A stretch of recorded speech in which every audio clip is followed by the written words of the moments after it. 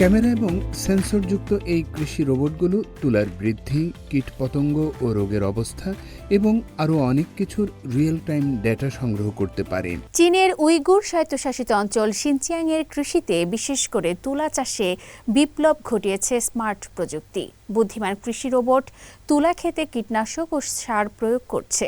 এতে কৃষকের কাজ অনেক সহজ হয়েছে আর সময় সাশ্রয়ের পাশাপাশি নিশ্চিত হচ্ছে বাম্পার ফলন। আরও বিস্তারিত থাকছে মাহমুদ হাশিমের প্রতিবেদনে। উত্তর পশ্চিম চীনের শিনচিয়াং উইগুর স্বায়ত্তশাসিত অঞ্চলের শাওয়ান এলাকায় 15 লাখ মু বা প্রায় 1 লাখ হেক্টরেরও বেশি জমি জুড়ে এবার তুলার আবাদ হয়েছে। আর এখানকার তুলা ক্ষেতে কীটনাশক প্রয়োগ এবং ফসল সুরক্ষার জন্য মোতায়েন করা হয়েছে বুদ্ধিমান কৃষি রোবট।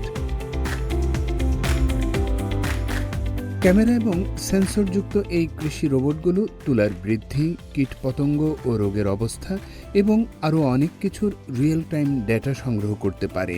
এই তথ্যের উপর ভিত্তি করে তারা স্বয়ংক্রিয়ভাবেই হিসাব করে যে মাঠের প্রতিটি অংশে ঠিক কী পরিমাণ কীটনাশক বা সার প্রয়োজন।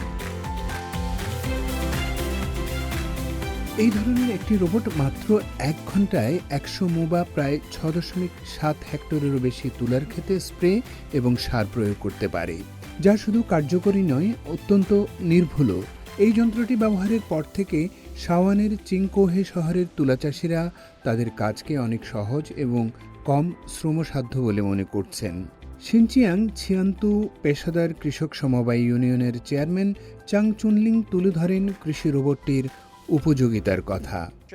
সাম্প্রতিক বছরগুলোতে আমরা মাঠ ব্যবস্থাপনার জন্য ফসলে কীটনাশক ছিটানোর ড্রোন এবং বুদ্ধিমান রোবট প্রচলনে জোরালো প্রচেষ্টা চালিয়ে আসছি। একটি স্মার্ট রোবট দিনে প্রায় 1000 মু বা প্রায় 67 হেক্টর কৃষি জমিতে কাজ করতে পারে, যা অত্যন্ত কার্যকর। এটি তুলা এবং অন্যান্য ফসলের মাঠ ব্যবস্থাপনার জন্য খুবই উপকারী। এই স্মার্ট রোবটগুলো অত্যন্ত স্বয়ংক্রিয় এবং এতে বিগ ডেটা অ্যানালিটিক্সের মতো প্রযুক্তি সমন্বিত রয়েছে। একজন টেকনিশিয়ান একই সাথে 5টি পর্যন্ত রোবট পরিচালনা করতে পারেন, যা এর কার্যকারিতা ব্যাপকভাবে বৃদ্ধি করে এবং শ্রম খরচ কমায়। মাহমুদ হাশিম, CMG বাংলা।